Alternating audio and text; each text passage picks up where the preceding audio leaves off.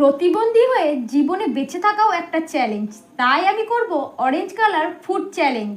Cycle চালাতে পারি না, তাই ক্যামেরাম্যানের সাইকেল চেপে চলে গেলাম একটা মিষ্টির দোকানে। সেখানে অরেঞ্জ কালারের কোনো মিষ্টি ছিল না, আর একটা দোকানে গিয়ে দেখলাম অরেঞ্জ কালারের লাড্ডু।